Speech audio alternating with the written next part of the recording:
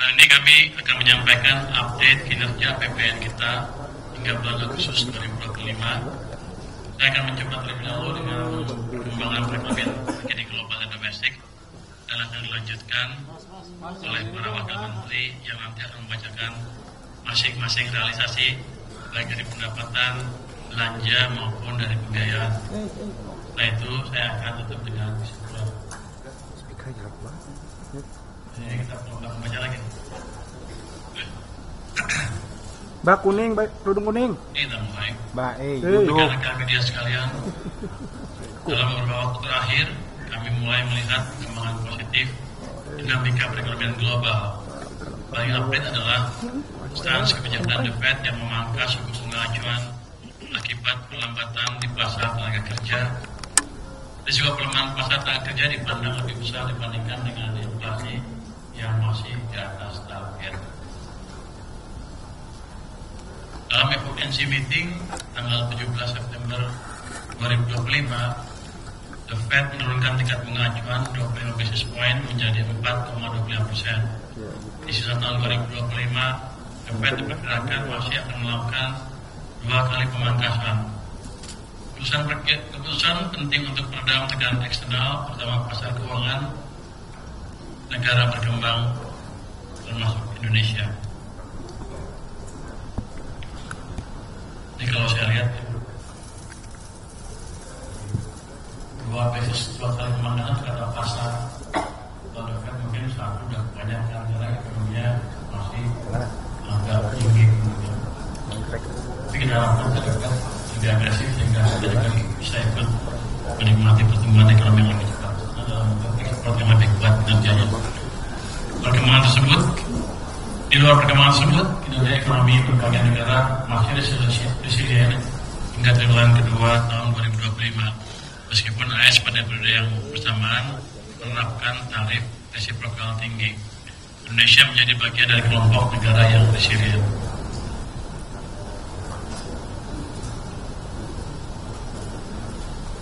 Dengan berbagai latar belakang global tersebut, IMF merevisi ke atas outlook ekonomi global, mencerminkan optimisme yang mulai menguat. Indonesia termasuk negara yang mengalami revisi ke atas dengan pertumbuhan ekonomi diproyeksikan naik menjadi 4,8% pada 2025 dan 4,7%. Dinaikkan ke 4,8 dari 4,7% sebelumnya. Saya pikir kita akan lebih dari itu ya. Even tahun ini pernah di atas 4,8%. Namun demikian, global masih dihadapi ancaman tensi perang dagang antara Amerika Serikat dan Tiongkok.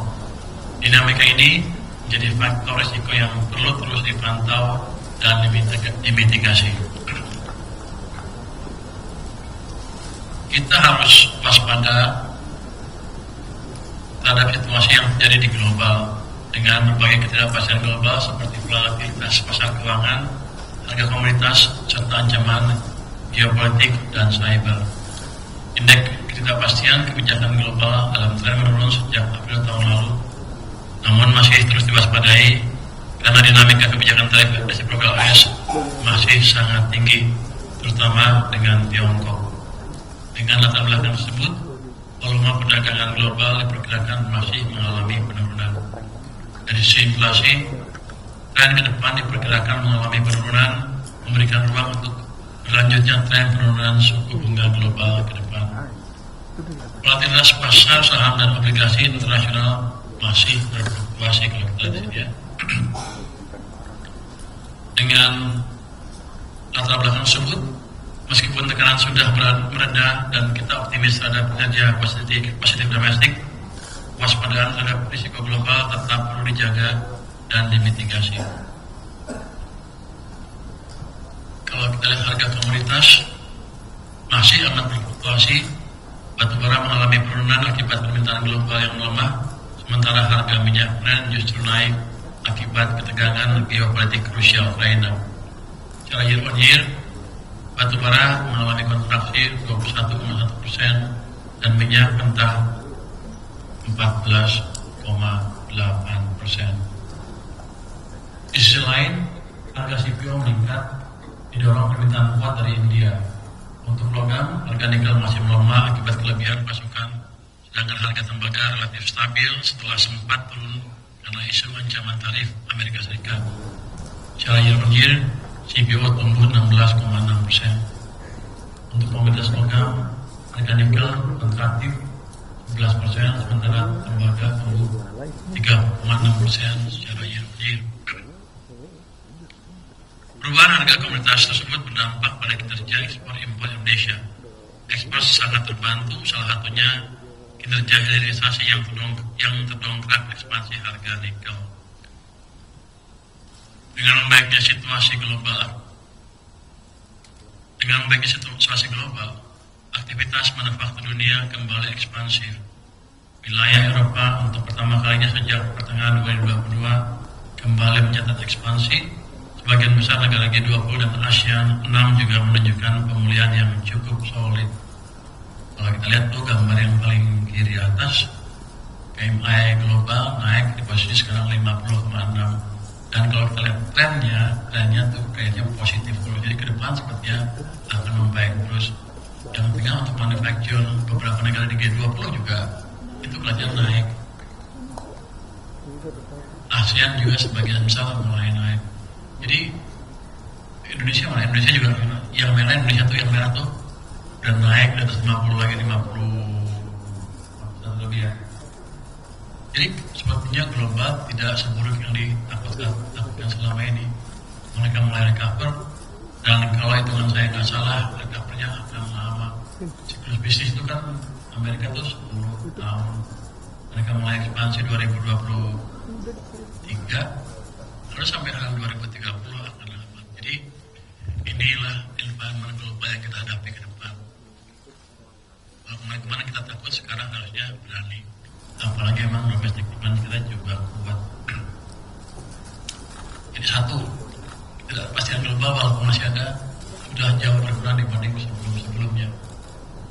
The fact bahwa the Fed turun bunga itu akan memberikan stimulus tambahan ke perekonomian Amerika yang biasanya akan diikuti oleh perbaikan ekonomi negara-negara lain, termasuk Cina, Jepang, Korea, dan kita juga. Karena biar gimana, Amerika masih merupakan mesin pertumbuhan utama ekonomi dunia. Berdasarkan data arus barang bea cukai pada Agustus, kinerja ekspor kita meningkat, terutama di depan sektor industri pengolahan, terutama komoditas logam dasar, nikel dan tembaga. Sejalan dengan upaya hilirisasi mineral, akumulasi ekspor year to date hingga Agustus tumbuh 7,8% dibandingkan periode yang sama tahun lalu. Coba Anda lihat, ada yang menarik nggak gambar di sini?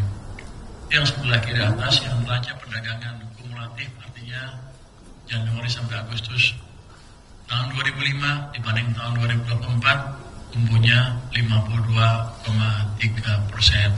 Ini pertumbuhan yang amat spektakuler. Walaupun orang bilang katanya apa? Karena mau ada tarif, mereka nanti duluan perloading. Tapi kalau saya lihat tetap aja tumbuh. Nanti ini menunjukkan bahwa globalnya nggak jelek-jelek amat. Anda lihat tuh tumbuh 52,3%. Jadi sekarang kita tinggal fokus menjaga domestiknya seperti apa. Nilai tukar rupiah, kita lihat pada level 16.498 per US dollar pada 19 September 2025 melemah 3,% year to date. Utamanya kemarin karena keributan itu ya. Jadi sebagai orang takut, dan harusnya sih ke depan akan semakin membaik karena modal asing di pasar saham sudah masuk cukup signifikan, dan harusnya prospek ekonomi kita juga akan terus membaik. Anda lihat currency risk spread yield antara SPN dengan US Treasury itu menurun terus. Kalau di bulan Januari itu 4,57, sekarang sudah turun ke 4,2, akan terus membaik. Anda lihat currency risk spread yield antara SBN dengan US Treasury itu menurun terus. Kalau di bulan Januari itu 4,57, Sekarang sudah turun ke 4, yang bawah ya. 240 sekarang turun ke 216 basis point. Ya nggak turun banyak, tapi saya pikir cukup baik di tengah gejolak domestik, utamanya yang kemarin-kemarin itu kan sempat naik kemudian turun lagi. Jadi cepat sekali kepercayaan investor recover setelah keributan beberapa minggu yang lalu. Dan counter risk juga terjaga dengan cukup baik kalau kita lihat spread, yield, SBN, USD, ini yang kiri kan ini, yang kanan adalah SBN, USD, dan US Treasury, dolar to dolar. Itu sekarang tinggal 79 basis point. Kalau kita lihat historically, ini amat rendah dibanding biasanya. Kalau kita nanti membaik terus ekonominya, saya pikir ini akan turun terus yieldnya. Ya, spread yield dengan US Treasury. Oke, next. Inflasi cukup stabil, ini menopang daya beli masyarakat, ini di tengah banyak negara yang masih berjuang mengatasi tekanan. Jadi kita lumayan baik di level, kalau kita lihat di situ, 2,31% ya. Ini level inflasi yang amat ideal. Jadi inflasi yang bagus tuh bukan 0, bukan juga di atas 10. Tapi sekarang konsensus ekonomi global tuh antara 1-3%, dan kita sekarang di 2,3, ya level yang pas lah. Inflasi Indonesia rendah di antara banyak negara yang berjuang mengatasi inflasi, seperti saya bilang tadi. Dibanding negara lain kita bagus. Singapura lihat ya, 0,6%. Itu nggak bagus, itu jelek. Di bawah 1,5% biasanya jelek karena demandnya terlalu rendah. Jadi patokan ekonomi itu seperti itu. Malaysia 1,2, agak jelek. Kita lumayan lah, kita ideal. Kalau bisa dijaga terus sekitar 2-3 itu akan bagus sekali buat ekonomi kita. Oke, next. Kalau kata siapa zaman dulu? Gubernur Bank Sentral Amerika yang terkenal siapa? Greenspan. Greenspan bilang itu kita dalam Goldilocks condition. Ingat kan? Ini di Goldilocks condition untuk inflasi kita. Anda cari di cerita Goldilocks itu cerita apa? Itu fun. Oke, next. Ekonomi Indonesia tumbuh 5,12% pada triwulan 2 2025. Ini mencerminkan ekonomi domestik yang terjaga, ditopang oleh konsumsi rumah tangga yang resilient, investasi yang meningkat, dan ekspor yang tetap kuat. Saya pikir teman-teman udah tahu semua data detail ini, saya nggak usah masuk terlalu detail. Next. Jadi, next. Konsumsi rumah tangga tumbuh cukup baik, 5%. Investasi meningkat sampai 6,99%. Investasi bangunan tumbuh 4,9%, dan investasi mesin tumbuh 25,3%. Ini kan masa lalu ya. Bagian dari Anda anggap angka ini salah, 5,12 katanya 5 tambah 1 tambah 2, 8. Tapi bukan itu. Di belakangnya kalau Anda lihat laju pertumbuhan uang, pada triwulan kedua tuh tumbuh uangnya cukup kencang. Jadi emang itu yang mendorong belanja konsumen tumbuh kuat 5%. Karena emang pada waktu itu digenjot uang sampai dengan bulan April. Ada delaynya April, Mei, Juni, Juli. Biasanya 3 bulan. April, Mei, Juni, Juli, habis itu habis. Mei digenjot lagi ke bawah uangnya sehingga uang melambat, sehingga kita mengalami perlambatan ekonomi setelah itu. Tapi triwulan kedua angkanya memang seperti itu, tidak ada manipulasi BPS. Kalau yang nyangka-nyangka itu ekonominya nggak berapa ngerti. Boleh ngomong gitu? Menteri Keuangan boleh ngomong gitu kan ya? Jadi lihat juga suplai uang pada waktu seperti apa. Slide 12. Sektor manufaktur sebagai kontributor ekonomi terbesar kembali menguat dengan pertumbuhan mencapai 5,68%, tertinggi sejak tahun 2022. Jadi manufaktur kita di Q2 sudah mulai recover. Mungkin Q3 agak melambat sedikit, tapi Q4 pasti akan tumbuh lebih cepat lagi sesuai dengan perbaikan ekonomi dan perbaikan demand karena suplai uang ditambah di sistem perekonomian. Next. Berikutnya. 16. Pertumbuhan ekonomi terdistribusi dengan baik ke seluruh wilayah Indonesia. Pulau Jawa tetap menjadi kontributor utama perekonomian nasional dengan pangsa PDB sebesar 59,6% dan pertumbuhan mencapai 5,2%. Jadi kalau kita lihat sebetulnya kalau pangsa tuh jarang, perubahannya lambat sekali. Kita lihat pertumbuhannya aja deh. Itu Sumatera tumbuhnya 5,0% di triwulan kedua, Kalimantan 5%, Sulawesi 5,8%, Papua 3,3%, Bali dan Nusa Tenggara hanya 2,8%. Jadi kita tahu kelemahan kita di mana, nanti itu kan kita perbaiki Bali, Nusa Tenggara, Papua, dan Nusa Tenggara ya. Oke, next. Berikutnya.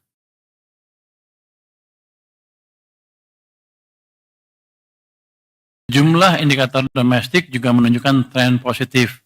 Aktivitas manufaktur kembali ke level ekspansi, keyakinan konsumen tetap berada di level optimis, konsumsi listrik dan penjualan retail tumbuh positif.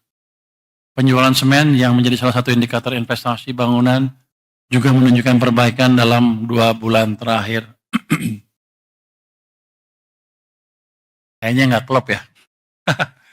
Oke, kalau Anda lihat sebelah kiri itu kelihatan tuh manufacturing PMI sudah positif 51,5 lagi.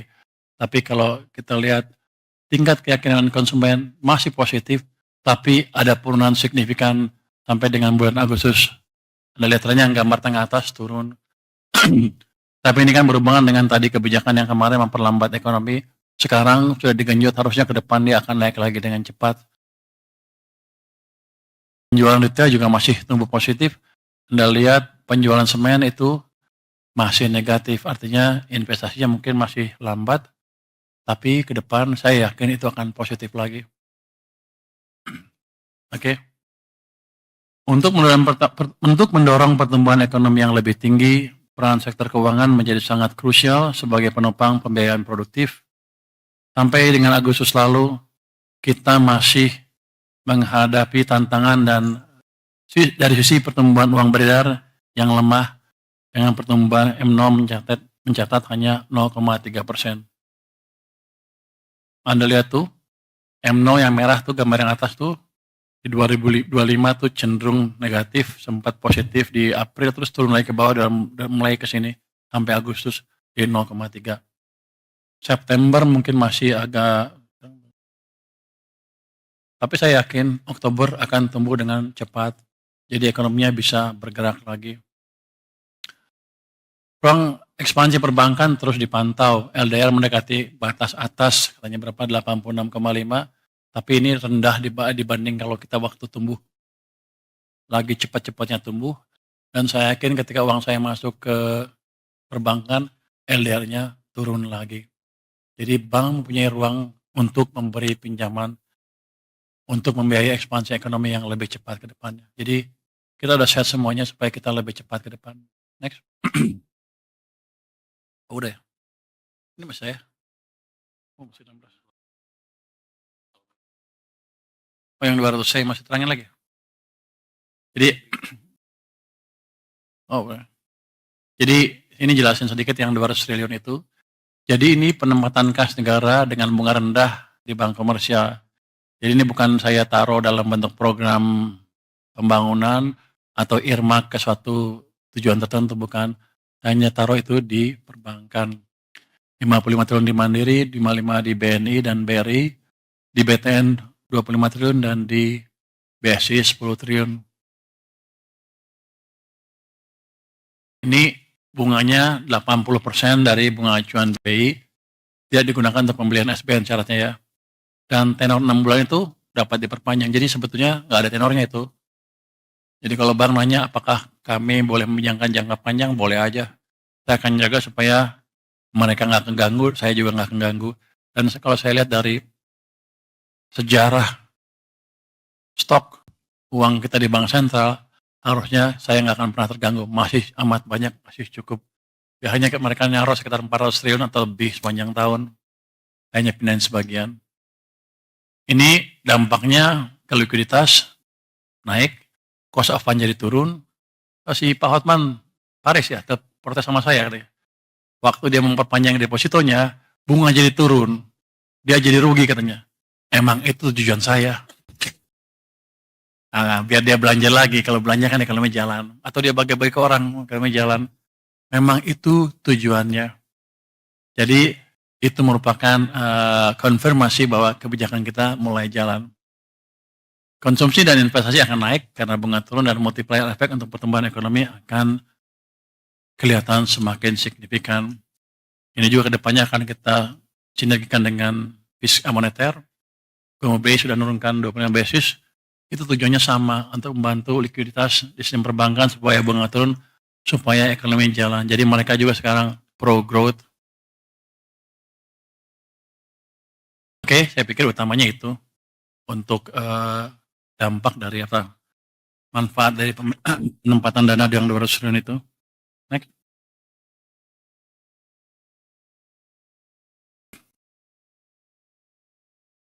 Dan antara katanya kalau dan antara hidup katanya akan bisa memberi dorongan tambahan ke ekonomi. Yang di bawah kiri adalah kontributor investor terhadap investasi. Kita harapkan nanti di tahun 2026 investasi mencapai 7.450, di mana swasta 6.200, BUMN dan antara 720, dan pemerintah 530. Yang Anda perhatikan ke depan adalah di tahun-tahun mendatang kontribusi dan antara akan terus ditingkatkan. Walaupun saya lihat ini masih sedikit ya, masih malu-malu mungkin. Tapi saya yakin ke depan kalau udah jalan, dia tumbuhnya akan lebih cepat dari sekitar 980 triliun di tahun 2029. Oke. Next. Oke. Saya jelaskan asumsi dasar ekonomi untuk 2025 ya. APBN-nya 5,2, realisasi 5,12. Ini yang saya bilang tadi kan, 5 tambah 1 tambah 2 jadi 8. Tapi saya sudah jelaskan alasannya ya. Memang ada uang lebih yang mendorong demand pada waktu bulan-bulan di triwulan kedua tahun 2025. Inflasi mencapai sekarang 2,31% year on year, nilai tukar 16,498 end of period ya. Yield SBN 10 tahun 6,28% end of period. Asumsi APBN 2026 berapa? 6,9. Jadi kira-kira tahun depan saya bisa menghemat cukup banyak itu. Nah, mungkin bunga naik lagi terlalu signifikan. Insya Allah katanya. Itu tabungan kamu bukan? Iya, tabungan. Harga minyak mentah Indonesia 66,07 end of period. APBN-nya 82, jadi ada untungnya di situ ya. Untung nggak kita? Untung. Netnya untung apa rugi? Kayaknya untung sedikit ya. Ya, untung sedikit artinya apa? Anggaran apa APBN kita akan lebih bagus. Itu untung sedikit harusnya kan? Untung sedikit kan? Masih untung apa rugi? Berapa? Untungan per dolar. Oke, pakai untung lah pokoknya. Lifting minyak habis loh banyak. Banyak ngitungnya dia. Lifting minyak 575,4 di bawah asumsi. Ini emang sektor yang harus dihidupkan lagi ke depan. Saya akan cari cara bagaimana memberikan insentif ke investasi di perminyakan dan gas. Lifting gas juga 980,4 triliun. Apa itu? Bukan ya? 180,4 ribu oh ya. Ini oil equivalent ya, di bawah asumsi juga. Jadi di situ ada kelemahan kita di situ. Tapi pada dasarnya next. Pada dasarnya sih masih cukup baik. Ini kita sebutkan realisasi APBN sampai dengan 31 Agustus 2025. Pendapatan negara itu 1.638,7 triliun. Itu 57,2% terhadap outlook-nya. Belanja negara mencapai 1.960,3 triliun, 55,6% terhadap outlook. Defisit APBN 321,6 triliun atau 1,35% dari PDB. Keseimbangan primer masih 22,0 triliun rupiah. Jadi kalau lihat dari sini sih, harusnya kan eh, harusnya kan negatif keseimbangan penerimaan sampai dengan akhir tahun. Jadi masih ada, ini indikasinya adalah masih ada belanja pemerintah yang mesti dipercepat lagi supaya keseimbangan penerimaannya sesuai dengan desain waktu kita buat anggaran untuk tahun 2025. Oke, mungkin itu dari saya. Untuk bagian selanjutnya saya serahkan kepada para wakil menteri untuk menjelaskannya. Silakan. Terima kasih Pak Menteri. Teman-teman media semuanya, kita lanjutkan ke bagian belanja negara. Belanja negara ini bagian yang tadi, belanja negara 1.960,3 triliun, terdiri atas belanja pemerintah pusat 1.388,8 triliun, 51,4% dari APBN, dan transfer ke daerah 571,5 triliun. Mungkin langsung ke slide berikut. Di dalam belanja pemerintah pusat 1388,8 tadi, belanja KL-nya sudah 686 triliun, 59% dari APBN, dan belanja non-KL-nya adalah 702,8%, 45,6% dari pagu APBN, jadi secara pagunya lebih rendah. Detail dari belanja kementerian dan lembaga ini ada di slide berikut. Seperti biasa, belanja pegawai, belanja barang, belanja modal, dan belanja bantuan sosial. Belanja pegawai 212,2 triliun, ini berbagai macam gaji, tunjangan, tukin, lembur, dan yang lain-lain, tumbuh dibandingkan tahun lalu 7,6%. Belanja barang juga tumbuh 2,4%, tahun ini 232,2 triliun, ini untuk berbagai macam layanan masyarakat melalui kementerian maupun BLU, maupun belanja yang nantinya akan diserahkan kepada masyarakat dan Pemda, sudah dibelanjakan 44,4 triliun. Lalu belanja modal, ini masih lebih lambat dibandingkan tahun lalu, tahun ini 139,9 triliun, 8,5% di bawah tahun lalu. Tahun lalu ada percepatan penyelesaian proyek-proyek infrastruktur jalan, irigasi, dan jaringan pada beberapa kementerian. Belanja bantuan sosial juga lebih tinggi dibandingkan tahun lalu, 101,1 triliun tahun ini, itu 5,5% lebih tinggi dibandingkan tahun lalu. Ini termasuk untuk penerima bantuan iuran JKN, kartu sembako, PKH, KIP kuliah untuk hampir 900 ribu mahasiswa, PIP untuk 11,3 juta siswa, dan seterusnya. Teman-teman media juga memahami bahwa kita sekarang sedang mendesain dan menyiapkan dan akan menjalankan 8 program paket ekonomi semester 2 2025. Ini rekapnya yang mungkin saya nggak bacakan satu persatu, tapi silahkan bisa dilihat. Dan untuk program, mungkin highlightnya adalah program magang, lalu perluasan PPh 21, PPh pasal 21 yang ditanggung pemerintah untuk pekerja di sektor-sektor pariwisata, bantuan pangan, bantuan iuran JKK dan JKM bagi PBPU, khususnya pengemudi transportasi online, ojol, dan yang lainnya. Lalu kemudian manfaat layanan tambahan perumahan BPJS Ketenagakerjaan, ini dari BPJS TK, nomor 4 tadi juga dari BPJS TK, nomor 5 juga dari BPJS TK, lalu kemudian padat karya tunai, berbagai program padat karya tunai yang sudah ada dalam APBN, ini agar segera diselesaikan, terutama di 2 kementerian, Kementerian PU dan Kementerian Perhubungan. Percepatan deregulasi PP 28, integrasi sistem KL dan RDTR digital ke dalam OSS, serta program peningkatan permukiman dan penyediaan tempat untuk gig ekonomi. Ini kombinasi dengan APBD dan juga belanja pusat. Total APBN adalah 12,79 triliun untuk program paket ekonomi semester 2 ini, dan non-APBN terutama tadi dari BPJS adalah 2,87 triliun. Ini kita jalankan dan seluruh konstruksi aturan kita siapkan. Belanja non-kementerian dan lembaga, pembayaran pensiun, seperti tiap bulan kami laporkan terjadi kenaikan, karena ada kenaikan jumlah pensiunan. Subsidi dan kompensasi 218 triliun telah digelontorkan untuk BBM, LPG, listrik, dan juga pupuk bersubsidi. Sejumlah barang yang bersubsidi ada di sebelah kanan, BBM, LPG 3 kg, listrik bersubsidi, dan juga pupuk. Bisa dilihat pemakaian barang-barang subsidi ini di tahun 2025 lebih tinggi dibandingkan pemakaian di tahun 2024. BBM 3,5% lebih tinggi realisasinya, LPG 3 kg 3,6% lebih tinggi, listrik bersubsidi sekitar 3,8% lebih tinggi, dan pupuk 12,1% juta tonnya lebih tinggi. Moga-moga ini terus membantu bergeraknya perekonomian di masyarakat. Mungkin secara cepat di slide berikut, ini adalah anggaran pendidikan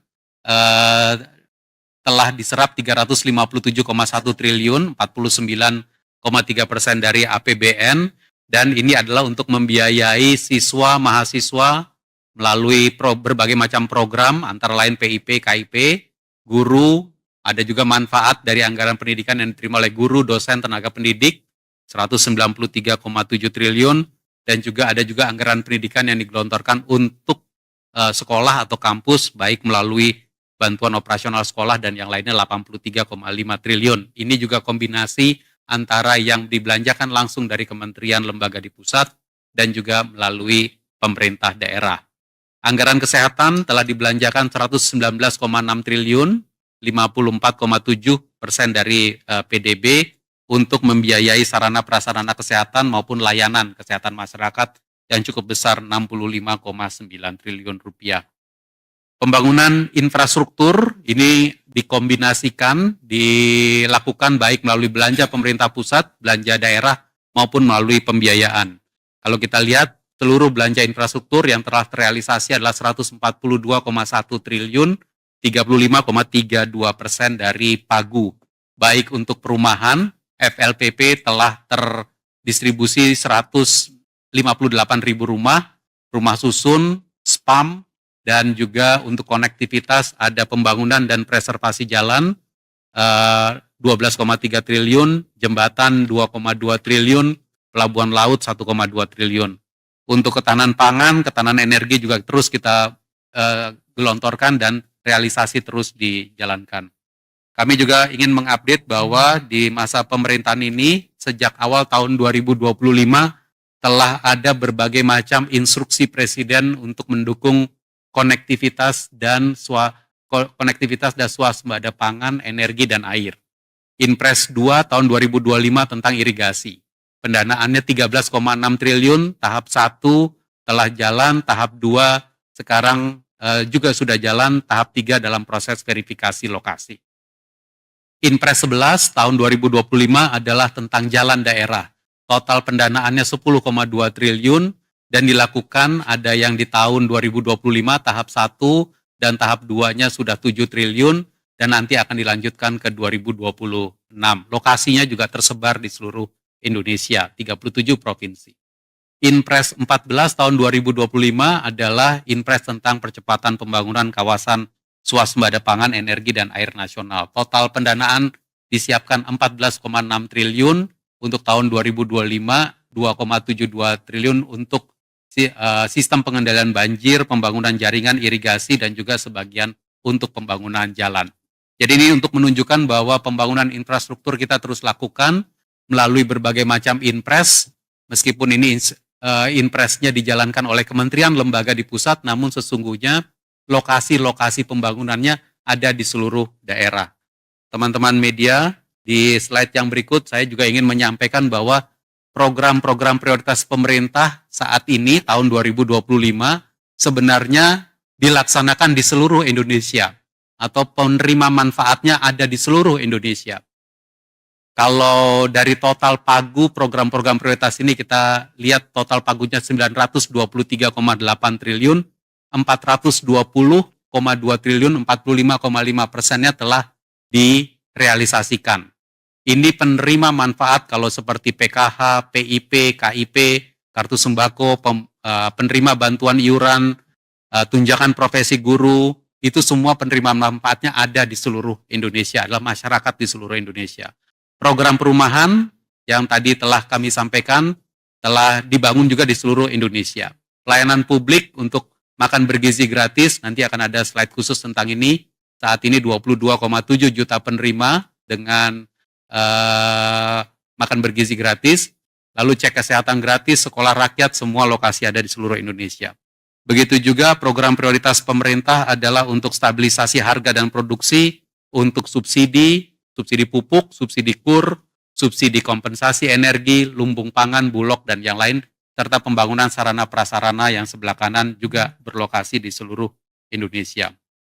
Slide berikut, makan bergizi gratis, ini spesifik, nanti kita akan dalami lagi. Sampai dengan 8 September kemarin, telah melayani 22,7 juta penerima, dilayani oleh 7.644 SPPG. Jumlah ini terus meningkat, dan kita berharap bahwa dari hari ke hari akan ada peningkatan pelayanan kepada penerima makan bergizi gratis, sehingga nantinya akan mencapai target menuju 82,9 juta penerima makan bergizi gratis.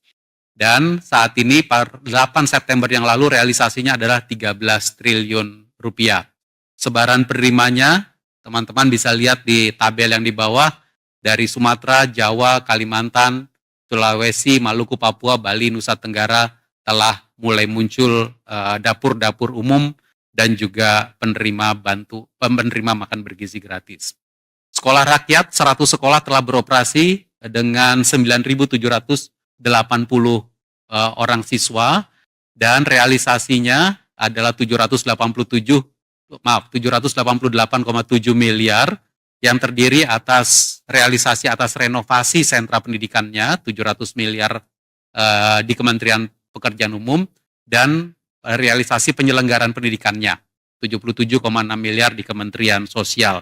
Sebaran lokasi ada di seluruh Indonesia juga, seperti bisa dibaca di bawah. Sumatera 22 sekolah, Jawa 48 sekolah, Kalimantan, Sulawesi, Maluku, Papua, dan kita berharap nanti akan meningkat terus jumlah siswanya dan juga jumlah sekolahnya.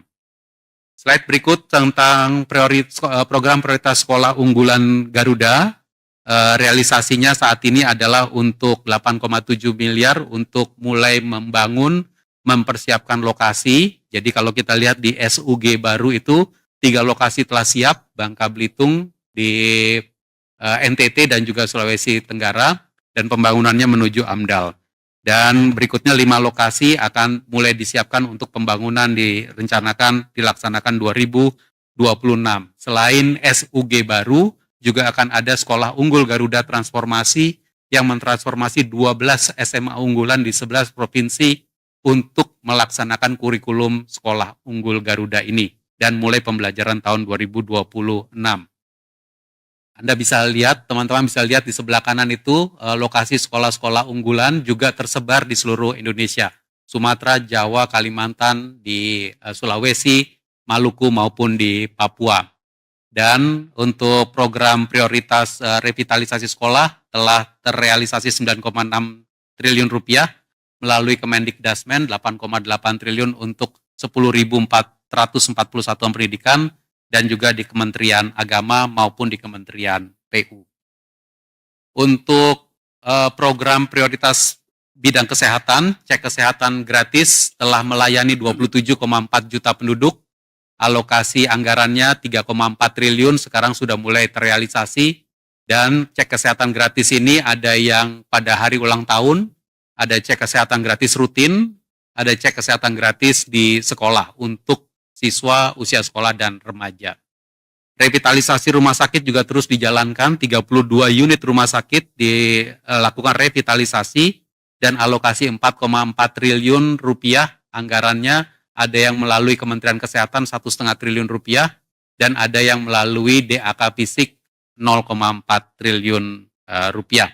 Dan lokasinya, lagi-lagi Anda bisa lihat ada di seluruh Indonesia.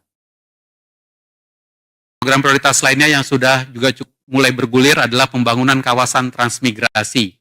Ini juga mulai bergulir sejak beberapa bulan yang lalu, dan nanti akan menciptakan kawasan transmigrasi sebagai titik-titik pertumbuhan baru di seluruh Indonesia.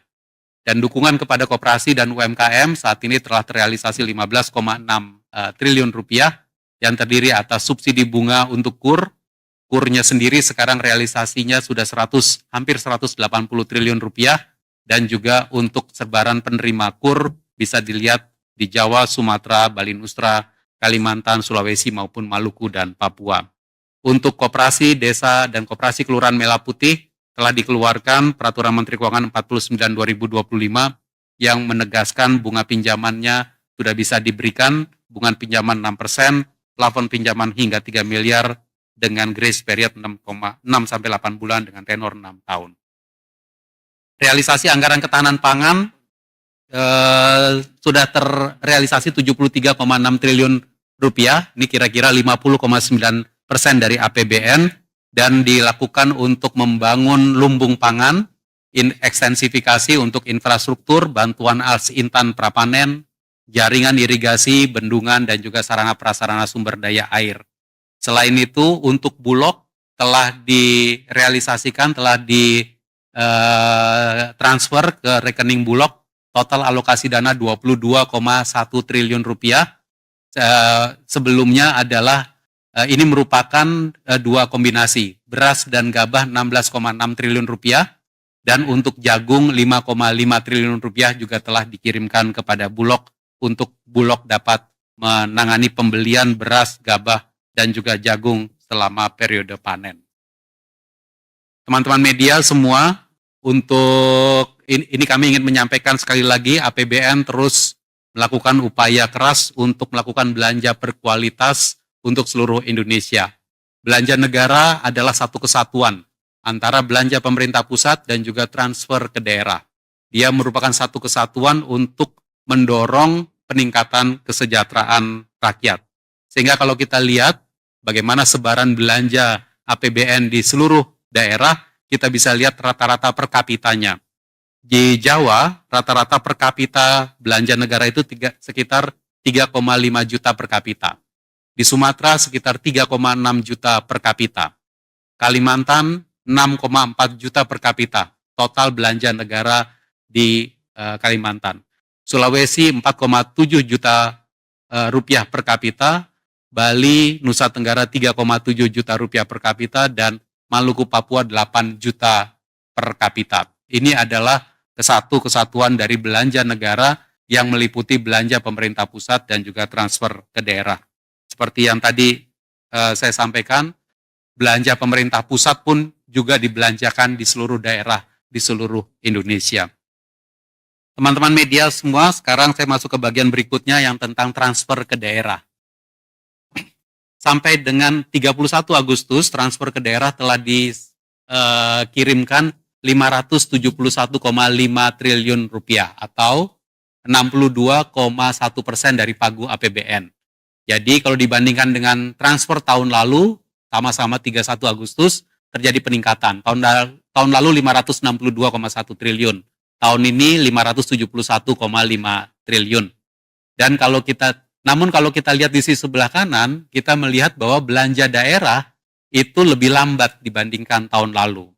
Jadi belanja pegawai 1,5% di bawah tahun lalu, belanja barang dan jasa 10,6% di bawah tahun lalu, belanja modal 32,6% di bawah tahun lalu, dan belanja lainnya sekitar 30,7% di bawah tahun lalu.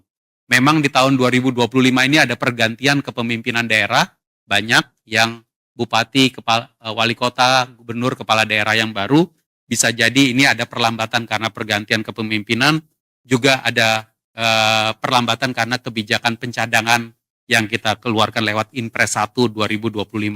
Namun transfer ke daerahnya sesuai dengan pemenuhan syarat salur tetap lebih tinggi dibandingkan tahun lalu.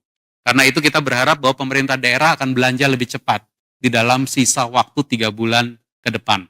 Kalau kita lihat di slide yang berikut, transfernya tetap tinggi, belanjanya agak perlambatan sehingga dana Pemda di perbankan terjadi peningkatan. Per akhir Agustus kita melihat dana Pemda yang ada di perbankan itu 233,11 triliun rupiah. Ini lebih tinggi dibandingkan tahun lalu, 192,57 triliun rupiah. Jadi kita berharap bahwa daerah akan terus mendorong akselerasi belanja agar APBD mampu memberikan stimulus bagi perekonomian di daerah. Bersama-sama dengan APBN. APBN-nya nanti belanja lebih cepat, kita ingin seluruh program pemerintah yang tadi kami sebutkan bisa dibelanjakan lebih cepat, dan sejalan dengan itu APBD juga belanja lebih cepat. Dan terakhir saya juga ingin menyampaikan, mungkin ini beberapa bulan telah kami sampaikan terus, yaitu mulai 2025 dilakukan penyaluran tunjangan profesi guru langsung dari APBN kepada rekening guru. Ini tahun pertama kita melakukan di 2025. Dan realisasi sampai dengan Agustus kita lihat bahwa ini sudah 50% pencairan tahap 1, tahap 2, 33,3 triliun adalah sekitar 50% dari total TPG yang dialokasikan 66,9 triliun. Jadi kita rasa bahwa untuk tahap 1, tahap 2 ini telah on track, dan dengan demikian maka kita bisa lanjutkan terus ke depan sehingga para guru kita dapat menerima tunjangan profesi gurunya langsung ke rekeningnya masing-masing, sehingga tepat waktu, tepat jumlah, dan juga nanti bisa betul-betul meningkatkan kesejahteraan guru. Saya rasa demikian beberapa update mengenai belanja negara yang bisa kami sampaikan. Kami kembalikan kepada Pak Menteri. Jangan Pak Anggito. Terima kasih Pak Menteri. Mungkin presentasi Pak Anggito yang terakhir mungkin. Silakan Pak Anggito.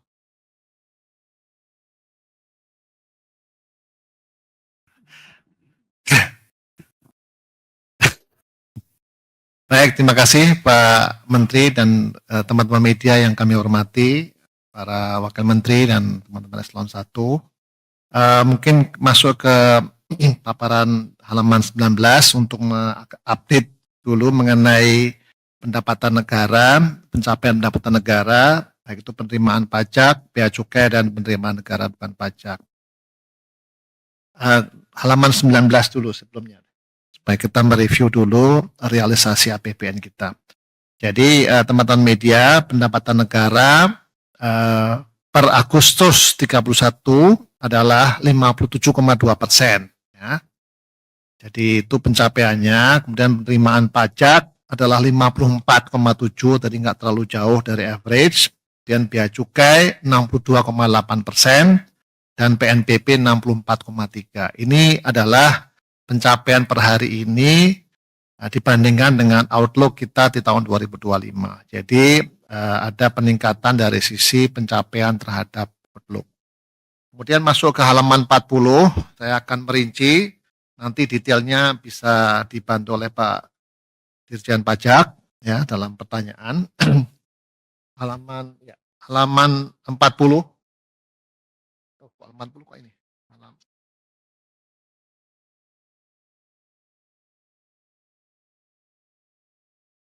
Ya, baik. Saudara sekalian, jadi ini adalah penerimaan negara dihitung secara bruto dan yang di bawah adalah dihitung secara neto. Yang seperti yang sudah kami sampaikan, selalu ada perhitungan bruto yang menunjukkan kondisi ekonomi dan juga penerimaan neto yang setelah dikurangi dengan restitusi. Jadi secara bruto konsisten sejak bulan Maret sampai dengan sekarang kita mengalami pertumbuhan yang positif, ya, positif. Nah, kalau neto sekali lagi angkanya adalah 54,7% dibandingkan dengan outlook. Di bulan di bulan Agustus ini penerimaan neto kita negatif 3,8 karena ada faktor restitusi. Jadi selalu ada korelasi antara penerimaan bruto dan neto. Di sisi PPh badan ada kenaikan untuk yang bruto, tapi ada koreksi dengan restitusi.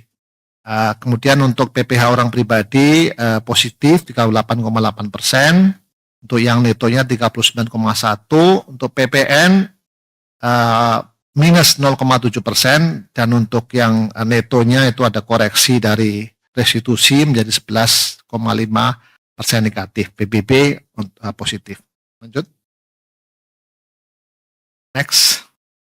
ini adalah realisasi penerimaan yang lazim kita sampaikan dari bulan ke bulan untuk menunjukkan dinamikanya. Kami selalu menyampaikan yang bruto untuk memberikan perspektif year on year, sehingga inilah penerimaan bruto yang kita tarik dan sebelum dikurangi dengan restitusi yang merupakan suatu proses administrasi dari penarikan ataupun pengeluaran untuk restitusi. Secara umum penerimaan bruto dari pajak kita itu adalah positif, tumbuh 2,1. Kalau by sektornya ada ketenagalistrikan, pertambangan biji logam, perdagangan online, perdagangan besar, pertanian tanaman, industri minyak kelapa sawit, dan perbankan. Inilah sektor-sektor yang tumbuh ya untuk posisi bulan Januari sampai Agustus. Lanjut. Kemudian kalau kita lihat PPh 21 itu PPh untuk gaji dan honor menunjukkan sama seperti yang pernah kami sampaikan bahwa terjadi turnaround ya. Kalau kita lihat Januari, Mei itu masih menurun, kemudian Juni, Agustus itu mulai meningkat. Jadi kalau kita lihat Januari sampai Agustus tumbuh 2,4% dibandingkan dengan tahun yang sebelumnya. Lanjut.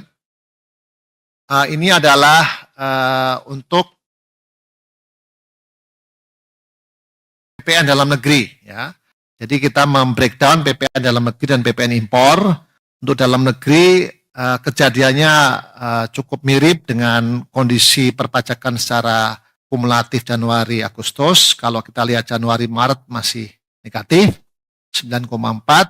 Kemudian April Agustus menunjukkan suatu pertumbuhan. Nah, sektor-sektor yang tumbuh itu perdagangan besar, pertambangan migas, ketenagalistrikan, pertambangan biji logam, dan perdagangan online. Jadi kalau kita lihat di bawah itu tabel yang menunjukkan perbandingan periodisasi di mana Januari-Maret negatif, kemudian terjadi pembalikan di bulan April sampai Agustus meningkat 3,0%. Kemudian untuk PPh badan, mungkin halaman supaya konsisten halaman 45 dulu, PPN impor dulu. Next. Nah, PPN impor, jadi tadi adalah PPN dalam negeri, sekarang PPN impor. Di posisi PPN impor, kontribusinya 14,1%. Kalau kita lihat bulan Januari sampai Agustus tumbuh 15,1%. Nah, ini situasi yang memang cukup meningkat, cukup besar untuk perdagangan besar mesin, industri kendaraan bermotor, kemudian industri logam dasar mulia, perdagangan besar, dan instalasi sistem listrik. Jadi kalau ini kita lihat dari sisi komponen impornya mirip karena pertumbuhan PPN komponen impor untuk barang modal tumbuh 18,0%. Jadi di bawah itu bisa direfleksikan dengan penerimaan dari PPN impor kita yang tumbuh cukup besar yaitu 15,1. Kemudian halaman sebelumnya 43 ya, ini adalah PPh badan. PPh badan itu tumbuh 7,5%, menggambarkan kondisi profitabilitas perusahaan di tahun yang lalu yang dibayarkan tahun 2025, yaitu sektor pertanian tanaman, tenaga listrikan, pertambangan biji logam, aktivitas penunjang angkutan, dan industri minyak kelapa sawit. Ini adalah PPh badan. Lanjut. Nah, sekarang bagian kedua itu adalah kalau kita lihat kinerja dari perpajakan kita dilihat dari sektor ya. Ini sektor yang kontribusinya paling besar yaitu industri manufaktur. Kontribusinya adalah 27,9%. Januari sampai Agustus tumbuh 1,8% ya. Jadi kita bandingkan Januari Agustus 2024 dibandingkan dengan Januari Agustus 2025 ada pertumbuhan 1,8%, ditopang oleh industri minyak kelapa sawit, logam dasar mulia, kendaraan bermotor, barang minyak, dan farmasi. Lanjut. Kemudian sektor yang juga memberikan kontribusi yang cukup besar itu adalah sektor perdagangan. Itu ada dua, kami sudah menyampaikan ini secara beberapa bulan terakhir ini dalam konpres, yaitu adalah perdagangan yang sifatnya total dan yang online ya. Jadi untuk memberikan perspektif bahwa terjadi pertumbuhan perdagangan online yang cukup meningkat. Jadi kalau kita lihat totalnya tumbuh 0,3% untuk periode Januari Agustus, kemudian yang online tumbuhnya 65 ya persen. Jadi ini menunjukkan betapa tingginya pertumbuhan meskipun size-nya masih relatif kecil ya. Jadi itu adalah untuk sektor perdagangan. Lanjut. Berikutnya itu adalah sektor keuangan. Sektor keuangan kontribusinya 11,9%. Ini kalau kita lihat biasanya kita membandingkan dengan indikator-indikator underlying-nya yang menunjukkan seberapa kuatnya hubungan antara pertumbuhan sektor keuangan, baik itu dana pihak ketiga maupun intermediasi dengan penerimaan perpajakan. Nah, kalau kita lihat tumbuhnya adalah 4,6% dibandingkan dengan tahun yang sama, bulan yang sama tahun sebelumnya. Kemudian yang juga cukup tinggi adalah kontribusi dari sektor pertambangan. Sektor pertambangan ini kontribusinya adalah 11,4% dari seluruh PPH sektor usaha. Kalau kita lihat tumbuhnya juga cukup meyakinkan 2,7% dari sektor tembaga, migas, emas, dan timah. Ya, jadi itu adalah pertumbuhan dari sektor pertambangan. Kemudian kami lanjutkan dengan realisasi penerimaan dari kepabeanan dan cukai. Nah, seperti yang saudara ketahui bahwa komponen dari penerimaan negara dari pabean cukai ada 3, cukai, biaya keluar, dan biaya masuk. Nah, ini angkanya cukup meyakinkan ya teman-teman semuanya, kontribusi terhadap outlook-nya sekitar 62,8%. Kalau dilihat dari perbandingan dengan tahun sebelumnya adalah 6,4%. Jadi sudah di atas rata-rata, itu kenaikan dari penerimaan cukai 144,0 triliun atau 4,1% di atas tahun yang lalu.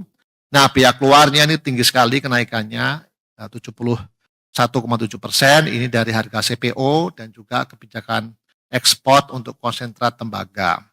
Nah, biaya masuk ada sedikit koreksi, ini karena sejak awal kita membuat policy untuk tidak melakukan impor, sehingga biaya masuknya tidak kita pungut, ya, sehingga ada penurunan ini karena kebijakan yang kita lakukan, sehingga mengurangi penerimaan negara dari biaya masuk. Lanjut. Nah, ini adalah komposisi kalau kita lihat tadi, cukai kurang lebih masih sama pertumbuhan dibandingkan tahun sebelumnya, biaya keluar tumbuhnya sangat tinggi 71%, nah biaya masuk ada kontraksi. Nah, sekali lagi ini juga didukung oleh pertumbuhan dari impor untuk golongan barang modal yang tumbuh tinggi, namun demikian kita juga melaksanakan kebijakan di bidang perdagangan untuk tidak melakukan importasi untuk barang bahan makanan, khususnya adalah beras dan gula. Lanjut. Ini adalah kalau kita lihat bulan per bulan, jadi tahun 2025 ini cukup konsisten ya kalau kita lihat. Jadi memang ada kenaikan yang naik turun karena 2024 itu adalah kondisinya naik turun cukup tajam ya. Sementara 2025 sejak kita memperlakukan untuk kebijakan cukai yang lebih akomodatif ya, tidak menaikkan tarif tapi menyesuaikan HJE, maka penerimaan cukai ini cukup stabil gitu ya. Nah, masih ada pertumbuhan 6,4%. Lanjut. Kemudian untuk PNBP, ini bagian terakhir dari penerimaan negara. Kalau kita lihat, memang kalau kita bandingkan dengan tahun lalu cukup drastis turunnya, namun kalau kita bandingkan dengan outlook 2025 kita cukup meyakinkan 64,3%, SDA migas 53,7%, SDA non-migas 77,9%, PNBP lainnya 71,9% dan PLU 80%. Nah, jadi Anda bisa lihat ada 2 indikator yang bisa kita lakukan, yaitu rasio ataupun perbandingan terhadap laporan semester ataupun outlook di 2025 seberapa besar ya, seberapa achievement kita dibandingkan dengan target, namun juga kita membandingkan dengan tahun sebelumnya. Jadi Anda bisa melihat kalau di sisi rata-rata memang kita turun dibandingkan tahun yang lalu, tapi karena memang targetnya menurun, sehingga itu bisa dimaklumi ya. Sehingga kalau kita lihat PNBP secara umum tumbuhnya negatif 6,2. Namun sekali lagi kalau kita lihat dari Selapsem itu tumbuhnya rasionya 64,3%. Lanjut.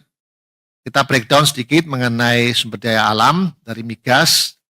Sekali lagi kalau kita lihat karena koreksi dari harga dan juga lifting, pendapatan SDM migas kita masih negatif 6,8%. Lanjut. Kemudian non migas ini sebagai telah minerba. Minerba juga nasibnya cukup sama dengan perkembangan di sisi migas, meskipun demikian tidak sebesar kontraksi di sisi migas, kita masih tumbuh dibandingkan tahun yang lalu. Dan juga ini karena faktor tadi ya, faktor harga maupun faktor produksi yang membuat penerimaan negara dari sisi PNBP non migas itu pertumbuhannya sangat rendah. Lanjut. Nah, yang terakhir adalah mengenai PNBP BLU dan PNBP lainnya. Jadi kalau kita lihat itu kita bandingkan 2024 dan 2025 year on year ada kontraksi 4,1. Ini karena dua hal. Karena ada penurunan pendapatan dari jasa penyediaan barang dan jasa lainnya, serta pendapatan jasa layanan perbankan dari PLU. Namun demikian ini dikompensasi dengan pendapatan dari dana perkebunan kelapa sawit yang tumbuhnya cukup besar karena tadi faktor harga. PNBP lainnya itu ada koreksi 4,1, itu karena pendapatan dari minyak mentah DMO dan juga penjualan hasil tambang. Kemudian PNBP KL lainnya itu karena ada beberapa pendapatan PNBP dari KL yang di bawah tahun sebelumnya. Demikian Bapak Menteri dan teman-teman semuanya untuk bagian penerimaan negara. Terima kasih. Baik, terima kasih Pak Menteri. Rekan-rekan wartawan, selamat siang. Saya akan melanjutkan dari segi pembiayaan. Ada 4 slide yang menjadi pokok materi saya hari ini. Yang pertama adalah pembiayaan dari segi anggaran.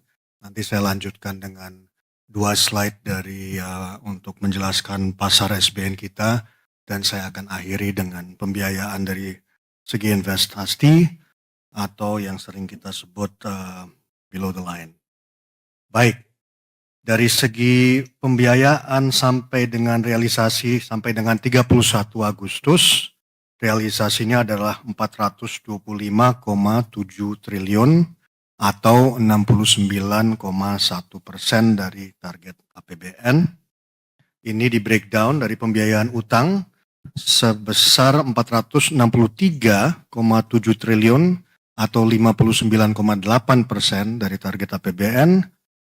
Dan yang kedua adalah pembiayaan non utang minus 38T atau 23,8% dari APBN. Saya lanjutkan dengan pasar SBN dari segi domestik. Lanjut. Baik. Dari segi pasar SBN di pasar perdana ini masih menunjukkan hal yang baik. Hingga lelang terakhir rata-rata bid to cover ratio tahun 2025 tercatat 3,03 untuk SUN dan 3,15 untuk SBSN. Hal ini menunjukkan bahwa permintaan investor tetap kuat dan minat asing terjaga tinggi meskipun volatilitas pasar meningkat. Kepercayaan ini juga tidak lepas dari status investment grade yang disandang Indonesia, sehingga SBN Indonesia tetap dipandang sebagai instrumen aman dan kredibel di pasar global. Lanjut. Hal yang juga menarik adalah perkembangan yield dan arus modal asing. Yield SBN tenor 10 tahun turun 70 basis points atau minus 10% year to date, didukung oleh permintaan investor yang kuat, baik di pasar perdana maupun sekunder. Hingga pertengahan September, capital inflow asing mencapai 42,61 triliun secara year to date, mencerminkan kepercayaan investor internasional terhadap fundamental dan prospek perekonomian Indonesia. Ini spread SBN 10 tahun, ini juga tadi sudah disampaikan oleh Pak Menteri, terhadap US Treasury turun ke level 216 basis points, lebih rendah dibandingkan sejumlah peers sehingga menunjukkan profil risiko Indonesia yang terjaga. Yield yang turun, spread yang menyempit, serta aliran modal asing yang masuk semua mendukung tercapainya pembiayaan dengan biaya utang yang lebih rendah dan efisien. Lanjut. Dan ini yang terakhir adalah pembiayaan investasi. Ini hingga 31 Agustus 2025, pemerintah telah mencairkan 42,7 triliun rupiah yang digunakan untuk tiga program prioritas, yaitu di sektor perumahan, ketahanan pangan, dan kerjasama internasional. Di sektor perumahan, tahun 2025 dialokasikan sebesar 35,2 triliun rupiah dengan target 350.000 unit rumah. Realisasi sampai akhir Agustus mencapai 18,77 triliun dengan output 163.831 unit rumah senilai 20,32 triliun. Penyaluran tertinggi berada di Jawa Barat, diikuti Jawa Tengah, Sulawesi Selatan, Banten, dan yang terakhir Jawa Timur. Untuk sektor pangan melalui Bulog, pemerintah mengalokasikan 22,07 triliun untuk penguatan cadangan pangan. Hingga Agustus, realisasi mencapai 16,57 triliun rupiah untuk pembelian 488,9 ribu ton beras dan 1,64 juta ton gabah dari petani. Selain itu, pada 21 Agustus pemerintah mencairkan tambahan 5,5 triliun untuk mendukung pengadaan jagung guna menjaga stabilitas harga pakan dan pangan. Baik, saya rasa rekan-rekan wartawan itu yang dari segi pembiayaan tadi saya kembalikan ke Pak Menteri. Terima kasih. Terima kasih Pak Wamen. Jadi kesimpulannya dari presentasi ini, ketidakpastian global masih tinggi. Padahal saya bilang tadi turun ya. Ini teksnya masih salah sedikit. Ya, ketidakpastian global masih tinggi kelihatannya, tapi prospek global semakin clear, semakin kelihatan. Kelihatannya akan semakin membaik ke depan dan dengan pertumbuhan yang lebih cepat kemungkinannya karena para pengambil kebijakan di Central Bank maupun pemerintahnya siap untuk mendorong pertumbuhan ekonomi global. Kita lihat Amerika yang lambat sekali menurunkan, akhirnya menurunkan juga. Masih ada tensi geopolitik, tapi udah bertahun-tahun di situ rasanya sih bukan faktor utama lagi. Ya, tetap aja perbaikan ini mesti diantisipasi dan dimitigasi. Jadi lucu kalimatnya ya. Tapi kira-kira gitu, gambarnya sih nggak seburuk awal tahun lah kelihatannya sih. Kita lihat momentum pertumbuhan ekonomi terus diperkuat dari sektor permintaan dan daerah.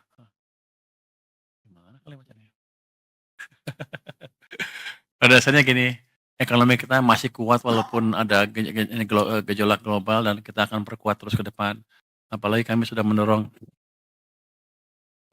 uang 200 triliun ke perbankan, harusnya sih demand dan supply akan tumbuh dan Bank Sentral juga sudah menurunkan bunga. Jadi gerakan kami dengan Bank Sentral amat sinkron sekarang, sama-sama mendukung pertumbuhan ekonomi yang saya pikir dampaknya akan terlihat Oktober, November, Desember. Jadi kita harapkan triwulan keempat ekonomi akan tumbuh lebih baik dari sekarang. Peran APBN dalam mendukung program prioritas nasional dan katalis pertumbuhan akan terus diperkuat. Kita akan mempercepat belanja negara, kualitasnya juga diperbaiki. Kas negara akan dioptimalkan untuk mendukung produktivitas sektor swasta semaksimal mungkin. Pendapatan negara akan terus dijaga dan diperbaiki sejalan dengan perkembangan kondisi ekonomi yang ada pada saat ini. Mungkin demikian update APBN dari kami. Mungkin selanjutnya kita akan bahas pertanyaan-pertanyaan ya. Silahkan kalau pertanyaan. Sudah ada ya? Langsung aja pertanyaan untuk Menteri, katanya ada pertanyaan untuk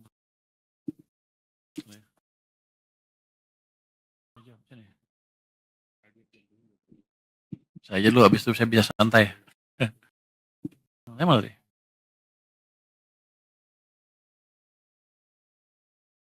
Kemenq ini ada 3 pertanyaannya. 3 ya. Yang pertama, Pak Purbaya, kabarnya seluruh Dirjen Kemenq mau diganti, kecuali DJP. Ini beneran Pak? Dari Kontan ya? Mana Tia Kontan? Tia Kontan mana? Nggak di sini orangnya. Dari Kontan mana? Tia Kontan? Mana? Kamu? Oh, kamu dekat dari mana?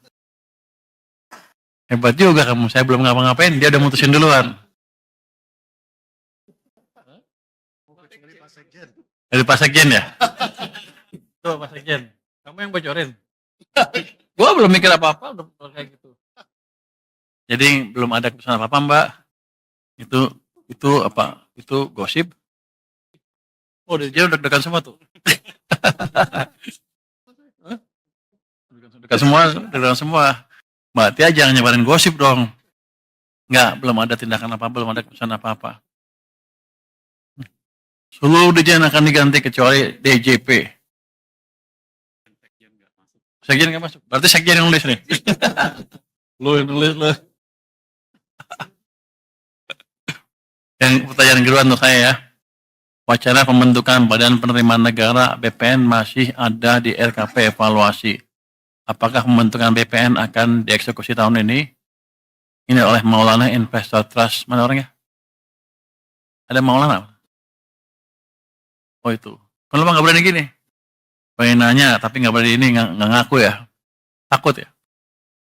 Jadi kelihatannya sih sampai saat sekarang saya belum memikirkan apakah ada Badan Penerimaan Negara atau belum. Apalagi mengingat orang yang ngurus itu mau pindah bentar lagi.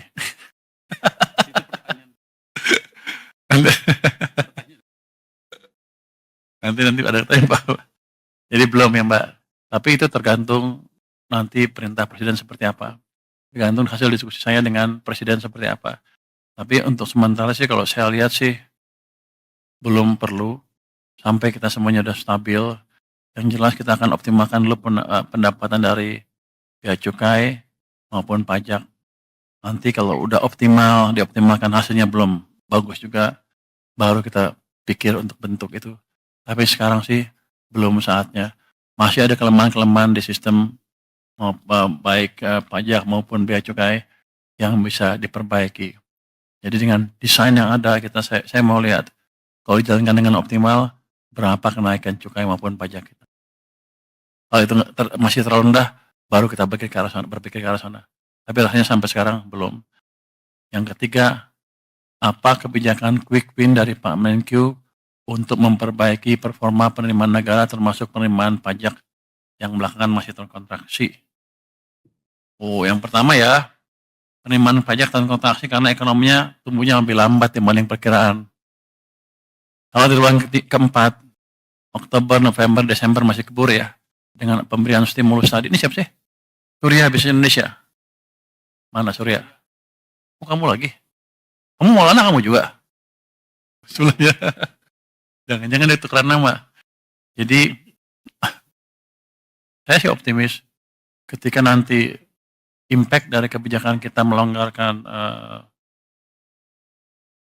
kondisi likuidasi sistem, itu harusnya Oktober, November, Desember akan tumbuh cepat ekonominya.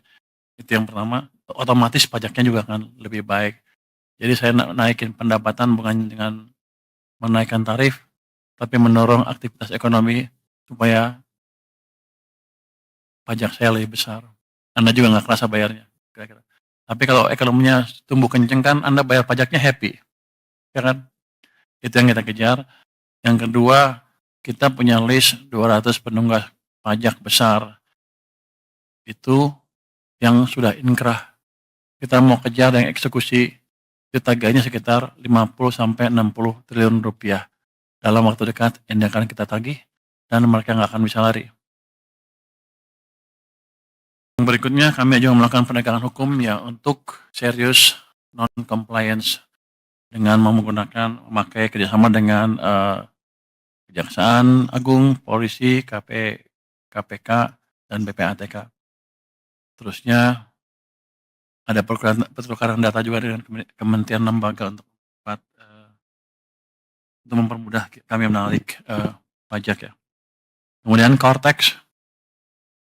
Tadi saya minta Dirjen Pajak untuk tulis. Di sini nggak ada Cortex. Kenapa nggak ditulis? Pada dasarnya saya akan lihat Cortex seperti apa. Keterlambatan dari Cortex akan kita perbaiki secepatnya dalam waktu 1 bulan harusnya bisa. Itu IT, problemnya IT.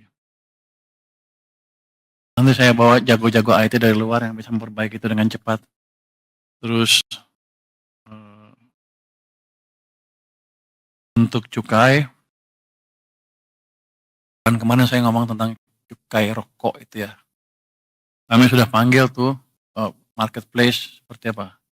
Bukalapak, Tokopedia, apalagi Blibli semua untuk menghimbau, untuk menjalankan, untuk tidak mengizinkan penjualan barang-barang ilegal dalam hal ini rokok ya. Nanti yang lain juga. Tadinya mintanya by 1 Oktober ya. Tapi saya bilang secepatnya aja. Terus nanti mulai ada, kan udah kedeteksi siapa-siapa yang jual. Kita akan mulai tangkepin. Jadi yang mau jual harus berhenti, jangan jual lagi. Itu saya harapkan bisa mengurangi konsumsi rokok ilegal. Kami juga akan cek ke ini ya, supplier bukan di situ aja, di warung-warung katanya ada juga per toples murah gitu ya. Kita akan cek. Yang jelas teman-teman tolong sebarkan bahwa siapapun yang jual ilegal, rokok ilegal di tempat mana, saya akan datangin secara random. Yang lain lagi adalah itu kan kalau kita import ada jalur hijau ya. Jalur hijau biasanya nggak diperiksa tuh. Nggak tahu rokok ilegalnya masuk lewat situ apa enggak. Tapi saya akan random cek. Walaupun jalur saya akan random cek, nggak ngeganggu jalur kecepatan, tapi terdeteksi kalau ada kecurangan. Mungkin ya dalam waktu dekat kita akan dapat banyak orang di situ tuh. Nanti yang terlibat kita akan sikat, termasuk kalau ada yang terlibat dari Bea Cukai maupun orang Departemen Keuangan. Tapi saya harapkan dengan itu nanti 3 bulan ke depan sudah hilang. Karena kan siklus impor kan 3 bulan kira-kira ya. Jadi kita harapkan semuanya mengikuti aturan yang ada dengan benar. Jangan coba-coba mengakai lagi aturan impor yang ada di sini. Itu mungkin short term quick win yang akan kita desain dalam waktu 1 bulan ke depan. Terima kasih. Mungkin dari yang lain, dari Wamen dan lain-lain, silakan. Terima kasih Pak Menteri, Bapak Wamen dan juga teman-teman wartawan. Pertanyaan untuk Dirjen Pajak ada 5. Yang pertama terkait bagaimana strategi khusus untuk mencapai target penerimaan sisa di tahun ini. Tadi sudah disampaikan oleh Pak Menteri, beberapa yang terkait dengan multi-door approach untuk menegakkan hukum, kemudian kami akan mengejar penunggak pajak 200 terbesar yang sudah inkrah dengan potensi 50-60 triliun. Juga kami akan mengintensifkan pertukaran data yang selama ini sudah terjadi. Nah ini tidak hanya pertukaran data tapi juga penegakan kepatuhan atas pemberian perizinan untuk sektor-sektor tertentu seperti minerba, migas, itu akan dilihat kepatuhan perpajakannya sebelum diberikan misalnya perpanjangan perizinan tertentu seperti RKAB atau yang lain-lain. Lalu di internal sendiri apa yang sudah dilakukan dengan joint program antara Dirjen Pajak, Bea Cukai dan PNBP itu akan terus dipertegas. Lalu pertanyaan yang kedua, apakah sudah ada wajib pajak yang mengajukan permohonan diskon atau pengurangan angsuran PPh pasal 25? Sektor mana aja yang paling dominan? Dari Mas Dendi Kontan, pertanyaan 1 dan 2 dari Mas Dendi. Untuk yang pertanyaan 2 itu belum ada. Biasanya nanti mulai di kuartal ketiga akhir September baru akan ada permohonan pengajuan dari wajib pajak. Kemudian yang nomor 3 dari Mas Dendi juga, sektor apa yang akan dibidik strategi khusus? Ini sebenarnya sama tadi jawabannya ya. Jadi sektor spesifik tentu sektor-sektor yang memang menjadi penopang penerimaan dan risikonya tinggi, seperti tadi multi-door approach dengan kejaksaan yang sudah disampaikan oleh Pak Menteri, itu terkait dengan misalnya Satgas PKH untuk kelapa sawit, kemudian yang berikutnya Satgas PKH untuk minerba. Lalu yang nomor 4, aplikasi Cortex beberapa kali ada downtime, seperti Sabtu Minggu kemarin. Ada apa? Apakah itu bagian dari perbaikan? Betul sekali, ini tadi pertanyaannya, memang downtime itu ada beberapa downtime yang memang terencana seperti Sabtu Minggu lalu untuk pemeliharaan sistem. Jadi Cortex ini sangat besar sekali sistemnya, jangkauannya sangat luas sekali, sehingga sekarang ini kami yakinkan bahwa kami sedang tahap stabilisasi dan semakin sempurna, perbaikan dilakukan bertahap untuk supaya jangka panjangnya lebih handal. Insya Allah nanti handover di Desember 2025 bisa smooth. Kemudian pertanyaan PP 55 terkait perubahannya, itu perubahan PP 55 tahun 2022 ini masih berprogres. Kami juga sudah koordinasi dengan semua kementerian yang terkait, Kemenko Ekonomi, Kementerian UKM, dan Kementerian UKM gitu ya. Izin prakarsa sudah diberikan oleh Mensesnek, Presiden melalui Mensesnek tanggal 20 Agustus kemarin, dan kita sedang dalam tahap penyelesaian. Jadi setelah nanti selesai akan kita sampaikan konversi yang khusus untuk perpanjangan PP 55. Terima kasih pertanyaannya dan jawaban kami sampaikan.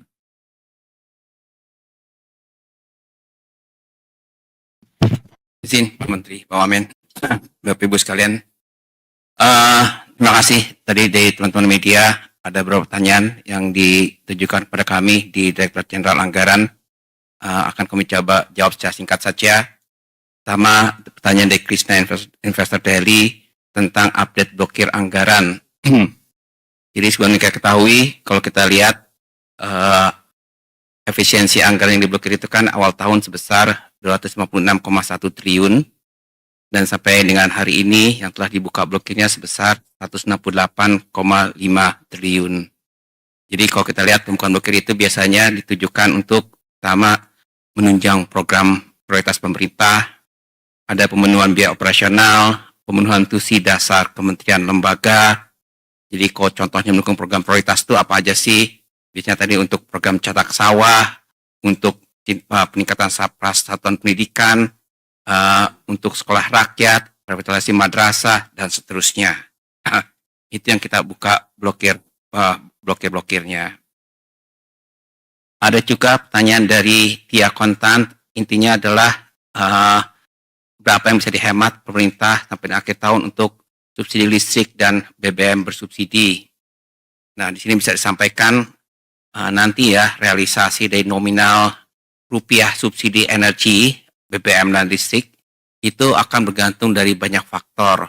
Jadi bukan hanya volume, tapi juga nanti kita lihat ICP-nya berapa, harga minyak kita berapa, nilai kurs kita berapa, dan seterusnya. Jadi sekarang masih bulan September, masih ada 3 bulan ke depan, jadi kita masih terus melihat pergerakan-pergerakan faktor-faktor tersebut yang kita tahu sangat-sangat dinamis. Jadi kami pemerintah masih mengambil langkah atau strategi yang sifatnya hati-hati dan prudent.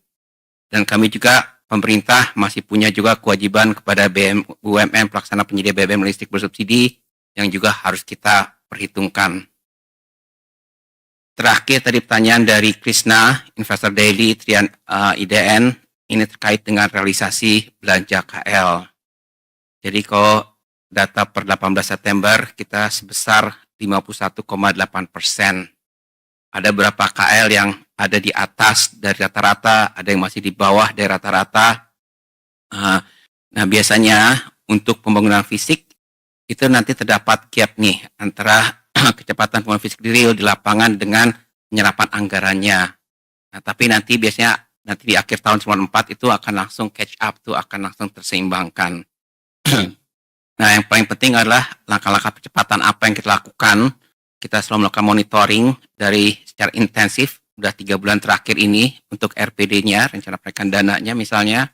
Kita juga melakukan pendampingan untuk asuransi belanja, tadi disampaikan oleh Pak Menteri, kita juga tadi akan keliling.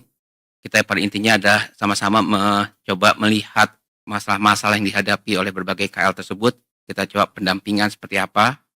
Dan juga kita juga sudah mulai juga mengeksplor misalnya skema penyelesaian program prioritas lintas tahun, ada luncuran, MOIC, multi-year contract, dan sebagainya. Mungkin demikian yang kami sampaikan, Pak Menteri, kami kembalikan. Terima kasih. Oh, Pak Febri langsung ya. Terima kasih Pak Menteri, Pak Wamen. Untuk Wildan, DDTC News, dan Dendi Kontan. Ini terdapat 3 insentif baru yang disiapkan seiring dengan pemberlakuan Global Minimum Tax. Jadi kami sampaikan lagi bahwa PMK-nya sudah berlaku sejak Januari 2025. Ini memang berlaku di seluruh dunia, Global Minimum Tax-nya 15%.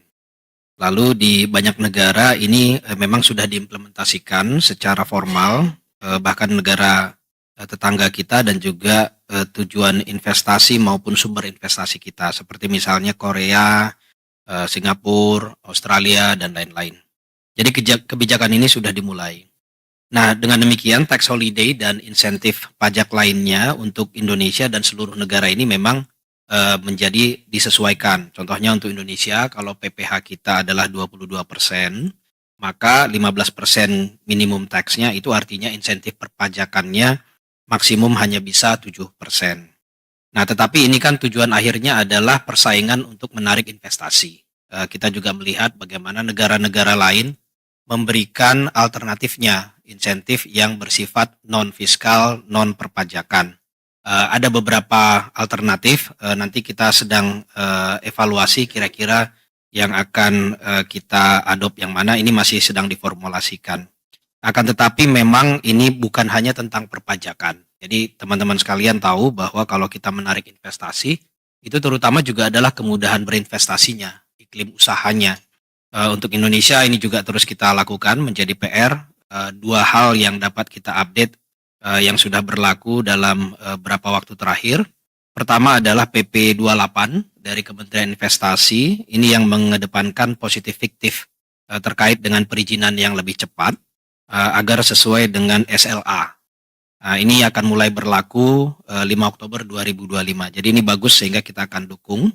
Di sisi lain juga misalnya ada penyederhanaan syarat dan proses pengurusan sertifikat TKDN di Kementerian Perindustrian. Ini juga sudah mulai dan kita akan dukung sehingga kedepannya diharapkan investasi dengan TKDN ini bisa semakin terprediksi dan dengan roadmap yang lebih jelas. Ini kita akan dukung. Lalu yang kedua, tadi ada pertanyaan terkait dengan PP 9 2022, PPh final untuk jasa konstruksi. Memang waktu 2022 itu kita rencanakan ini akan dievaluasi setelah 3 tahun. Jadi ini 2025 sedang kita evaluasi. Memang saat ini untuk yang existing, jasa konstruksi ini dikenakan PPh secara final dari omset. Pengenaan ini tentunya memberikan kesederhanaan bagi wajib pajaknya, khususnya kalau wajib pajak yang UMKM. Namun memang di sisi lain ini kurang mencerminkan prinsip kemampuan untuk membayar sesuai dengan profitnya. Nah, ini akan terus kita evaluasi. Saat ini kalau kita lihat PPh-nya, tarif PPh final untuk jasa konstruksi itu berkisar antara 1,75 sampai 4% kalau untuk pekerjaan konstruksinya. Jadi makin kecil dia, ini juga keberpihakan, itu tarifnya 1,75% dari omset. Sementara ada juga tarif untuk pekerjaan konstruksi yang terintegrasi dan juga konsultasi konstruksi. Ini sedang kita evaluasi untuk kita lihat ke depan. Demikian Pak Menteri yang dapat kami sampaikan. Terima kasih Mas Febrio. Saya pikir sudah jawab semua ya. Masih ada semuanya? Saya pikir ini adalah akhir dari konferensi pers kita semua, konferensi pers kita tentang APBN. Terima kasih semuanya atas perhatian dan pertanyaan dan masukannya. Ketemu lagi bulan depan, bulan sekali ya. Jumpa pers saya tutup. Wassalamualaikum warahmatullahi wabarakatuh.